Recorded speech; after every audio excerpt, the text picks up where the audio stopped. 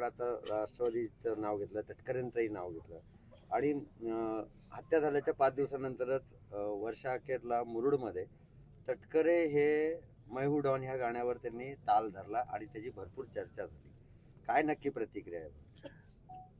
आता हे तर संपूर्ण महाराष्ट्राच्या जनतेसमोर आहे की राज्यामध्ये शिवसेना, भारतीय जनता पार्टी, RPI, राष्ट्रवादी असा सत्तेमध्ये सहभाग आहे.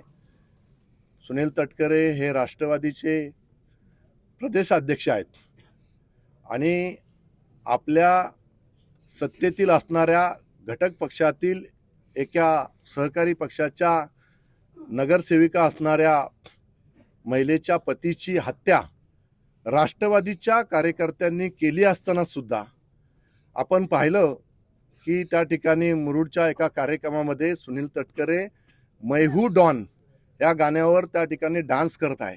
हा केवढा निर्लज्जपणाचा कळस हा सुनील तटकरेंनी त्या ठिकाणी केलेला आहे. ह्याच्यातूनच त्यांना त्या ठिकाणी दाखवायचं आहे की संपूर्ण रायगडवरचा डॉन मी आहे, महाराष्ट्राचा डॉन मी आहे, मला वरिष्ठांचा सत्तेच्या मध्ये असणाऱ्या लोकांचं पाठबळ आहे. हे तर सुनील तटकरेंना ह्या माध्यमातून दाखवायचं नाही ना. एवढी मोठी क्रूरपणे हत्या मंगेश कालोखेंची झाली असताना असं कृत्य एखादा प्रदेशाध्यक्ष असणारा, सिनियर मोस्ट असणारा सुनील तटकरे या ठिकाणी करतायत आणि मग ते आम्हाला सांगतात की आमदार आमच्यावर आरोप करतात, आमदार आमच्यावर आरोप करतात. अरे तुम्ही वागताय तसे. हीच जर हत्या तुमच्या कुटुंबातली कोणाची झाली असती, तुमच्या एखाद्या कार्यकर्त्याची झाली असती तर तुम्ही अशा पद्धतीने नाचत बसले असते का?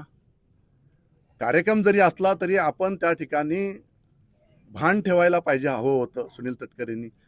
आपण त्यांना सगळेजण त्या ठिकाणी त्यांनी फक्त बोलतात आणि मग राजकीय परिपक्वता असणारं नेतृत्व म्हणून त्यांच्याकडे पाहिलं जातं. परंतु मी नेहमी सांगत आलेलो आहे की सुनील तटकरे हे कुटीरनीतीचा डाव खेळत असतात. अतिशय शूळ असणारा हा राष्ट्रवादीचा करप्ट असणारा, भ्रष्टाचारी असणारा हा नेता आहे आणि ह्याला काही त्या ठिकाणी पडलेलं नाही. सत्तेचा माज, भ्रष्टाचारातून पैसा कमवायचा आणि त्या पैशातून त्या ठिकाणी अशा प्रकारच्या हत्या घडून आणायच्या, हे सगळं काम त्या ठिकाणी होत आहे. आणि म्हणून सुनील तटकरे या ठिकाणी सुधाकर घारे आणि भरत भगत यांना वाचवण्यासाठी पोलीस प्रशासनावर त्या ठिकाणी दबाव आणण्याचा प्रयत्न त्या ठिकाणी करत आहेत. माझी पोलीस प्रशासनाला हात जोडून विनंती आहे की आपण तात्काळ ह्यांना त्या ठिकाणी अटक करून यांचा तपास करावा, अन्यथा आम्ही रस्त्यावर उतरू. आम्ही रस्त्यावर उतरून न्याय मागू. आम्ही हा शांत या ठिकाणी बसणार नाहीत. आम्ही लोकशाही पद्धतीने न्याय घ्यायला लागला तरी आम्ही तो न्याय घेऊ. आम्ही मुख्यमंत्र्यांच्या दालनात जाऊन बसू, आम्ही उपमुख्यमंत्र्यांच्या दालनात जाऊन बसू. संपूर्ण मतदारसंघच नव्हे तर रायगडचे असणारे 3ही आमदार आणि संपूर्ण शिवसैनिक आणि सर्वसामान्य जनता ही आम्ही ठिय्या आंदोलन करून जोपर्यंत या आरोपींना अटक केली जात नाही तोपर्यंत आम्ही तिथनं हलणार नाही. बीडमध्ये हत्याकांडामध्ये राष्ट्रवादी सहभाग होता. तुमच्या भाच्यालाही देखील दम देण्यात आहे राष्ट्रवादीकडनं. महाडमध्ये देखील रिव्हॉल्वर राष्ट्रवादी कार्यकर्त्यांच्या बॉडीगार्डकडनं निघालेली आहे. तुमच्या इथं खोपोलीमध्ये हत्या राष्ट्रवादी कार्यकर्त्यांनी केले. एकंदरीत राष्ट्रवादीची कुठेतरी गुन्हेगारी पार्श्वभूमी समोर येते का? आणि प्रदेशाध्यक्ष सुनील तटकरे झाल्यानंतर अशी गुन्हेगारी वाढले का? होय, नक्कीच. जर आपण आतापर्यंत सुनील तटकरे प्रदेशाध्यक्ष झाल्यानंतर जर आपण एकंदरीत जर आपण त्यांची गुन्हेगारी आणि राजकीय पार्श्वभूमी जर पाहिली तर बीडच्या हत्याकांडामध्ये सुद्धा सुनील तटकरे सुद्धा त्यांचा सुद्धा आतून सहभाग त्या ठिकाणी त्यांचे कार्यकर्ते होते म्हणून त्यांना त्या ठिकाणी पाठबळ देण्याचं काम करत होतं. परंतु महाराष्ट्र पोलिसांनी त्या ठिकाणी चांगलं काम त्या ठिकाणी केलं, चांगलं इन्व्हेस्टिगेशन त्या ठिकाणी केलं आणि आरोपींना त्या ठिकाणी जेलबंद केलं.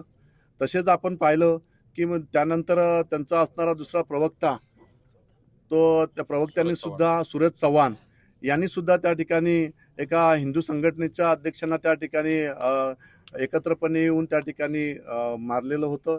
त्याच्यात सुद्धा त्यांना तात्पुरते त्यांना त्या ठिकाणी हे करून दाखवलं की त्यांना सस्पेंड करण्यात आलं. पुन्हा 2 महिन्यात सुनील तटकरेंनीच त्यांना त्या ठिकाणी घेण्यात आलं. इथे सुद्धा आज जे काही हत्याकांड एवढं मोठं घडलेलं आहे आणि एवढं मोठं हत्याकांड घडलं असताना सुद्धा अशा पद्धतीचं जाहीरपणे पाठबळ देणं आणि अशा पद्धतीने मैं हूं डॉन या गाण्यावर 5 दिवस झाले असताना, 8 दिवस झाले असताना डान्स करणं, हे खऱ्या अर्थाने म्हणजे मानवी जीवनाला काळिंबा फासणारी गोष्ट सुनील तटकरेंच्या माध्यमातून या ठिकाणी होत आहे.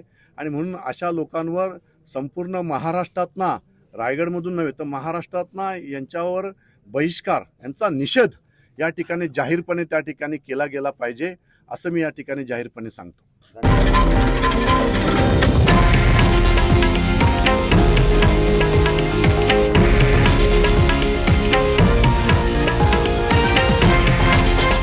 हे आहे देशातील नंबर 1 न्यूज नेटवर्क आणि आपण पाहत आहात TV9 मराठी, एकमेव.